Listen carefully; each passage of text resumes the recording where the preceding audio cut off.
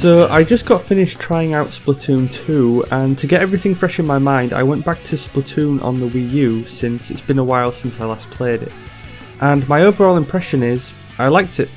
Not too bad, although I did notice a few things that I'm a bit unsure of.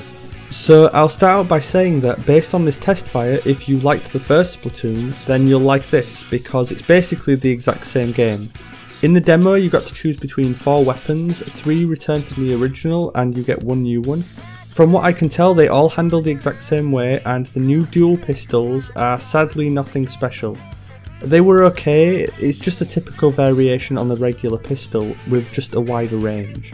I was actually hoping that since it was 2 guns, each one could have been independently controlled with the Joy-Cons, like aiming in 2 different directions at once. I suppose the only problem with that is it might have been a little OP. Maybe. Each weapon has a new unique special attack, though some of them seem way better than others.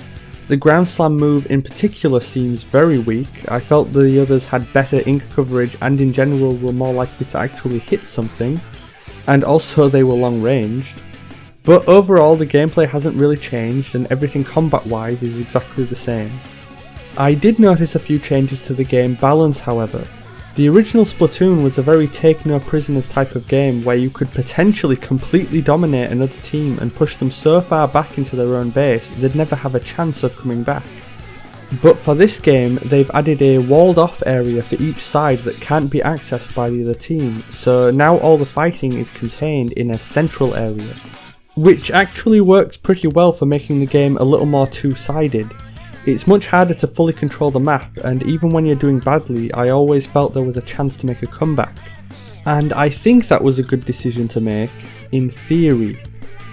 Because the first game was such a free-for-all, playing it always felt intense, and I feel like this decision robs it of some of that tension and excitement.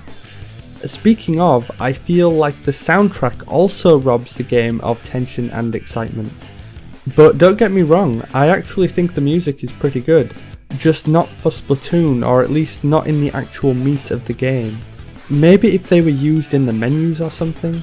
I just found that they weren't energetic enough and were a bit downplayed, especially during those last few seconds.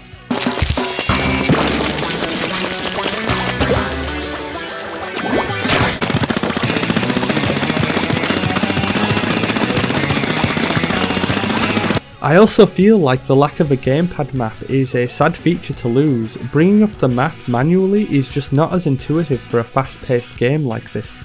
And I think the only time I actually used it was because I brought it up by accident. Why they decided to change the button configuration so that X is now the map and B is jump, I'll never know. So I can imagine there'll be quite a few people that need to get used to that. Also, the actual map stages they included in the Testfire were all very similar, pretty boring, and I personally felt they were much smaller than the ones in the original. They didn't have any major set pieces like towers or interesting obstacles or alternate routes, so everything felt very condensed. They were all packed full of details, which is nice, but it makes me worry a little for the kind of maps that will be available in the final game. I understand that this was basically just a server stress test, so Nintendo aren't going to show off everything they've been working on, but it would have been a good move I think if they'd have added at least one themed map. And lastly, the online aspect was great. Everything felt smooth and lag free, and during the peak times of the Testfire the lobby times were fairly short. I didn't disconnect once, so yeah, perfect. I hope they'll keep it that way for the final release. So overall, it's a good first impression. There's been some rebalancing to the maps, it looks nicer, it controls and feels the same in terms of gameplay. The music is good, although I personally think it could have done with some jazzing up. I think at this point it'll be at least as good as the first game. And just as a final thought, since there's no gamepad this time, it means there's no minigame to keep you busy during the wait in the lobby. It does, however, add a weird disc scratching tempo mixing thing to the music in the background. It's an amusing little distraction for the most part, but if you have to wait too long, you will go insane playing with it.